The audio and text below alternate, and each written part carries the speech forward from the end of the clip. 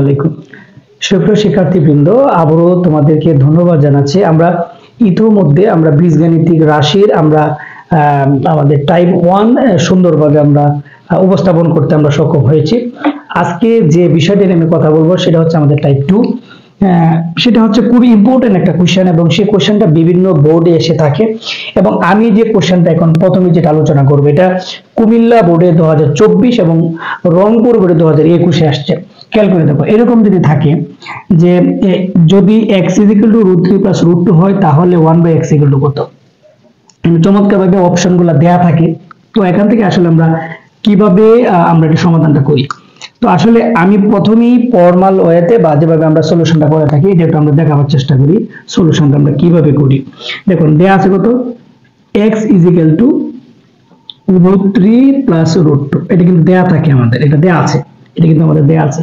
তো সুতরাং এটাকে 1 যদি x করি তাহলে হয় কি 1/√3 প্লাস হচ্ছে √2। তো এইটাকে যদি আমরা উভয় পক্ষে আমরা যে নিচের যে এটা আছে এটা দিয়ে আমরা বিপরীত রাশিটা দ্বারা আমরা এটাকে গুণ করে দিলাম, √3 প্লাস কত √2 ইনটু হচ্ছে √3 - √2। দেখো এখানে যে বিষয়টা আসছে সেটা হচ্ছে √3 - √2 divided by a + b * a - b, তার মানে √3 হোল স্কয়ার - √2 হোল স্কয়ার। এখানে রুট স্কয়ারে কাটা গেলে থাকবে কত, থাকবে হচ্ছে √3 - √2 ডিভাইডেড বাই 1 থাকবে। তার মানে आंसरটা হচ্ছে √3 - √2, এটা হচ্ছে আমাদের आंसर। কিন্তু এটা যদি অঙ্কটা আমরা ফর্মাল ওয়েতে যদি আমরা করে থাকি তাহলে সেই ক্ষেত্রে স্বভাবতই তোমাদের সময়ের প্রয়োজন। কিন্তু এখানে যে বিষয়টা আমি তোমাদেরকে টেকনিক আকারে যেটা শোনাবো, খেয়াল করো। প্রথমেই এখানে যে x যে মানটা দেয়া থাকবে এই মানটা আমরা খেয়াল করব। এই মানটা একটু দেখি আমরা, এই মানটার দেখো আমরা যদি √3 করি, এটাকে যদি আমরা বর্গ করি এবং √2 এবং এর যদি আমরা বর্গ করি এবং দেখো √3 - 2 হচ্ছে কত 1। আমি এই কথাটাই বলবো একদম মনে মনেই, √3 + √2 এই যেটা আছে দেখো এটার পার্থক্য কিন্তু 1, এটার বর্গের পার্থক্য কিন্তু 1। যদি বর্গের পার্থক্য যদি 1 হয়, আমি আবারও কথাটা বলছি, যদি বর্গের পার্থক্য 1 হয় মানে এটি হচ্ছে তার ম্যাজিকটা কি, যে এখানে যেটা দেয়া থাকবে ওদের বর্গের পার্থক্য যদি 1 হয় তাহলে 1/x এর মান হবে এখানে যেটা দেয়া থাকবে, দেখো √3 + √2, তাহলে आंसर হবে এটার উল্টাটা। দেখো আমরা কিন্তু এখানে এটা বের করছিলাম √3 - √2। আমরা যদি এটা ম্যাজিকটা যদি দেখি যে এটা হচ্ছে এটার বর্গ করব, বর্গ করার পর এর বর্গের অন্তরফল যদি সেখানে 1 হয় তাহলে সেক্ষেত্রে আমরা যেটা দেয়া থাকবে এটা যে উল্টা যাবে, অর্থাৎ এটা যদি প্লাস থাকে তাহলে সেটা কি হয়ে যাবে, মাইনাস হবে। আশা করি বিষয়টা তোমরা বুঝতে পেরেছো। এরকম যদি আমরা আরো একটা যদি অঙ্ক আমরা দেখি, এখন আমরা এইভাবে সবটা আমরা করবো না করে শুধুমাত্র আমরা এখানে কি দেয়া আছে আর কিসের মানটা বের করবো, জাস্ট এতটুকু আমরা একটু দেখি। যদি x যদি 3 - 8 দেয়া থাকে, 3 - √8, 3 - √8 দেয়া আছে, তাহলে 1/x এর মান কত। দেখো এটা যদি দেয়া থাকে তাহলে এরকম অনেকগুলো মান দেয়া থাকবে। ধরো √3 - √8, 3 - √8, 3 + √8 আর হচ্ছে √3 - √8। ধরো এরকম অঙ্ক আমাদের দেয়া আছে। তো আমরা স্বভাবতই আমাদের ম্যাজিকটা কিন্তু আমরা জানি। আমাদের ম্যাজিকটা কি, আমাদের ম্যাজিক হলো এখানে যেটা দেয়া থাকবে এটার আমি অন্তরফল করব, মানে বর্গের অন্তরফল করব। তাইলে দেখো 3 স্কয়ার মাইনাস √8 হোল স্কয়ার, তাহলে 3 × 3 = 9, √* স্কয়ার কাটা গেল 8, তাহলে কত থাকলো 1। তার মানে এখানে যে মানটা দেয়া আছে এই মানটা হচ্ছে এখানে মাইনাস, সুতরাং এটা কারেক্ট। আশা করি বুঝতে পেরেছো এবং খুব সহজেই কিন্তু আমরা করতে পারি। এবং এই যে প্রশ্নটা আমরা এই অঙ্কটা করলাম সেই অঙ্কটা কিন্তু আসলে আমাদের খুবই ইম্পর্টেন্ট। এখন আরেকটা বিষয় আমি তোমাদেরকে জাস্ট আমি দেখাইবো, সেটা হলো যে যদি x এরকম থাকে, তাহলে সেক্ষেত্রে আমরা কোন কাজটা করব। ধরো আমাদের মান দেয়া আছে 7 + 4 √3, এরকম দেয়া আছে 7 প্লাস 4√3, এরকম যদি দেয়া থাকে তাহলে 1/x এর মান কত?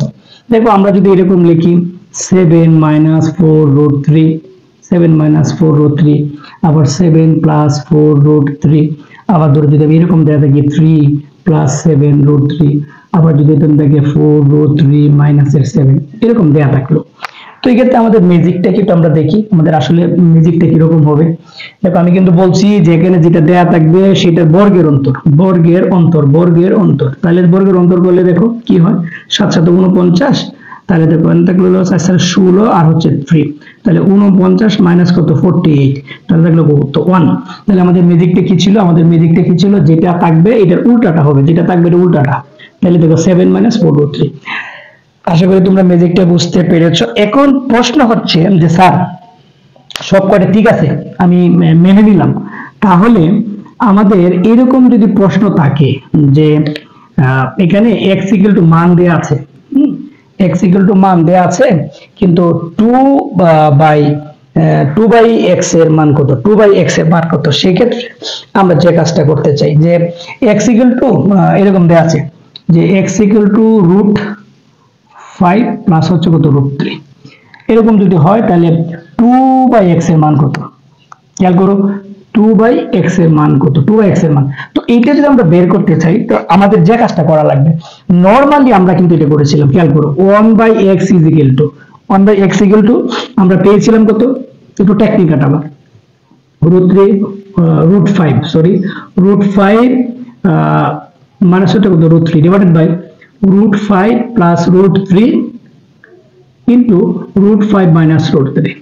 তাহলে এখানে হচ্ছে কত 5 √5 স্কয়ার মাইনাস √3 স্কয়ার, আর উপরে কত থাকবে √5 মাইনাস √3।